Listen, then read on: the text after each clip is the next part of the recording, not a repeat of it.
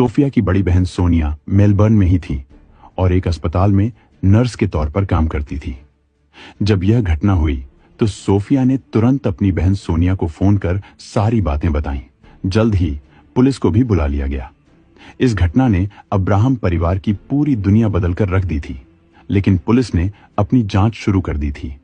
इस केस में ऐसा क्या हुआ था, किसने, क्यों और कैसे सैम अब्राहम की जान ली, यह सब जानने के लिए आपको इस कहानी के आगे के घटनाक्रम को समझना होगा। इसके बाद सैम के शव को पोस्टमार्टम के लिए मेलबर्न के साउथ बैंक स्थित Victorian institute of forensic medicine ले जाया गया। वहां डॉक्टरों ने पूरी जांच की और सोफिया ने बताया कि सैम को पहले से कुछ दिल की समस्याएं थीं। शुरुआती जांच में डॉक्टरों को भी यही लगा कि मौत की वजह हार्ट अटैक ही है और रिपोर्ट में भी यही दर्ज किया गया। इसके बाद सोफिया ने केरल में सैम के माता पिता को फोन किया। उस वक्त भारत में सुबह के करीब 5:30 थे। रोते हुए सोफिया ने उन्हें बताया कि सैम की मौत हार्ट अटैक से हो गई है और वह जल्द ही शव लेकर भारत आ रही है। ये सुनते ही पूरे घर में मातम छा गया।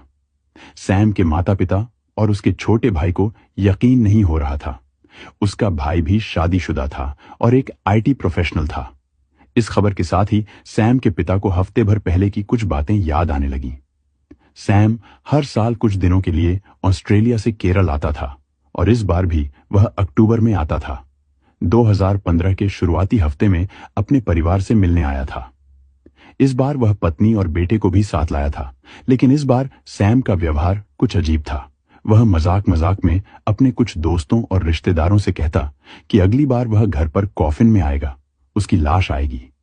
यह सुनकर सभी गुस्सा हो जाते और उसे डांटते कि वह इस तरह की बातें क्यों कर रहा है, लेकिन सैम हमेशा हंसकर बात को टाल देता। फिर एक दिन उसने अपने पिता से कहा, जब मेरी मौत हो जाए तो मेरे शव को दादाजी की कब्र के पास दफना देना। यह सुनकर उसके पिता नाराज हो गए और उसे झिड़क दिया कि ऐसी बातें क्यों कर रहा है, लेकिन सैम सिर्फ हंसता रहा और बोला कि वह मजाक कर रहा था। कुछ दिनों बाद 11 अक्टूबर को सैम अपनी पत्नी और बेटे के साथ वापस ऑस्ट्रेलिया लौट गया और फिर 14 अक्टूबर को उसकी मौत की खबर आई। अब पिता सोच में पड़ गए, क्या सैम को पहले से अपनी मौत का आभास हो गया था? 3-4 दिन बीत गए और 18 अक्टूबर को सैम का शव भारत लाया गया। उसके साथ सोफिया और उनका बेटा भी थे। घर में एक बार फिर मातम पसर गया। किसी को यकीन नहीं हो रहा था कि सैम अब इस दुनिया में नहीं रहा। वह तो पूरी तरह स्वस्थ था, उसे कोई गंभीर बीमारी भी नहीं थी।